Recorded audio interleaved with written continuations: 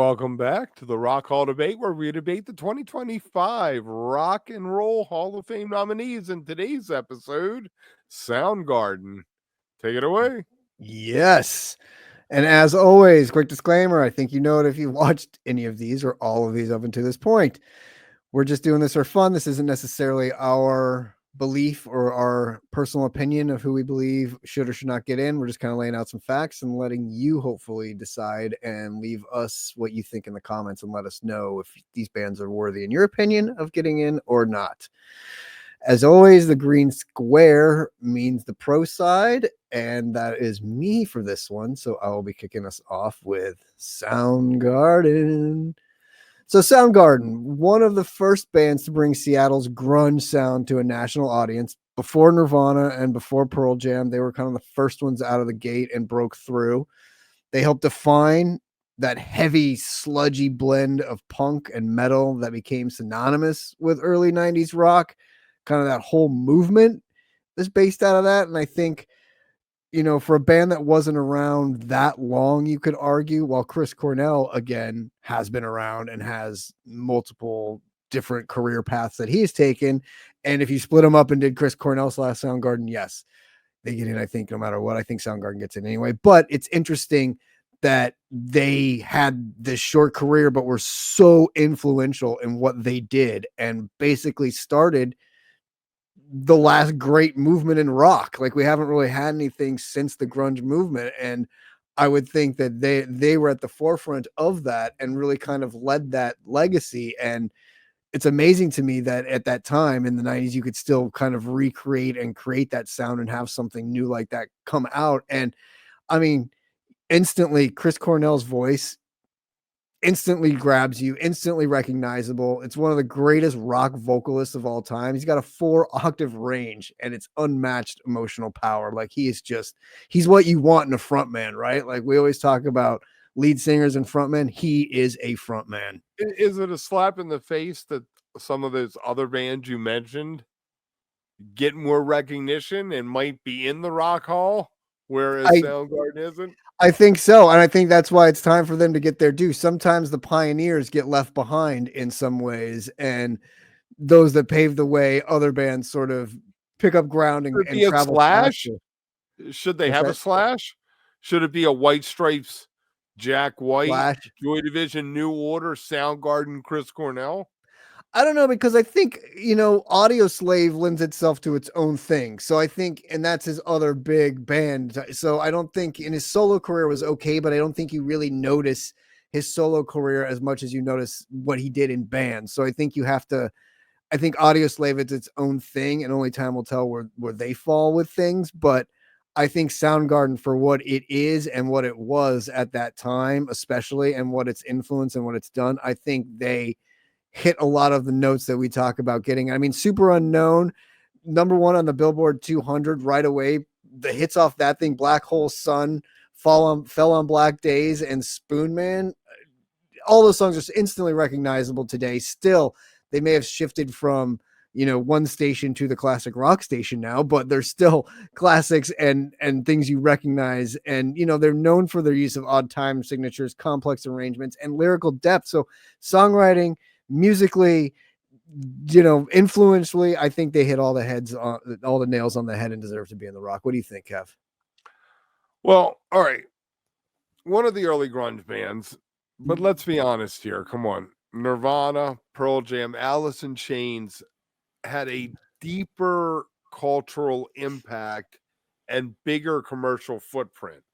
Soundgarden always felt like they were one rung below the top tier. There's a jam band reference for you.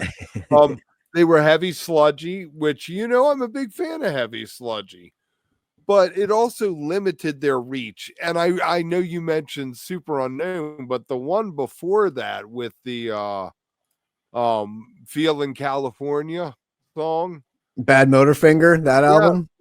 Yeah.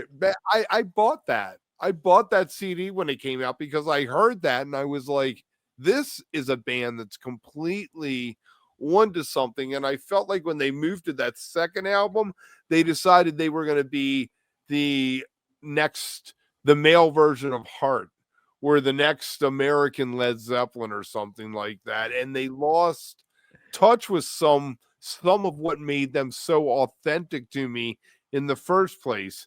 But outside of his voice, were they really doing anything new? They've used metal, grunge, they rode the wave. Important, yes. Essential, debatable.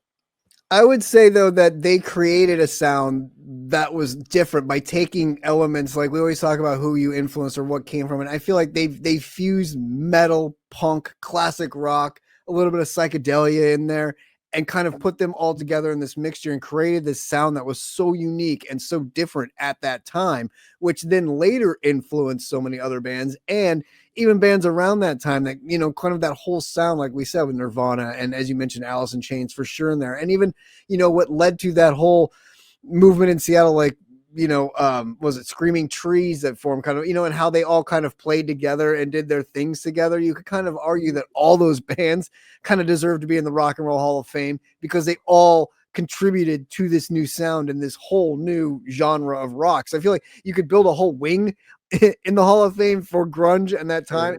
Them all well, in I tell you what, this was a tough one for me because put a green square around me. I really feel like they belong in there.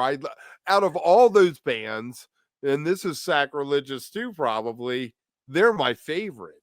I've seen Alice in Chains. I went with my kid and saw them. They no longer have, obviously, the singer with them, but and the rest of it, Pearl Jam, cool. Eddie Vedder seemed way over the top for me. You know, I'm going to make your case for you here. And Nirvana was neat, but they seem like posers. Okay. I mean, I will say yes. I think it all goes together in that. Like I think they're all linked together, right? Like Right. it's all Out together. of And I all of kind of them, agree with you. Soundgarden should have already been in, and we should have been talking about Pearl Jam or something.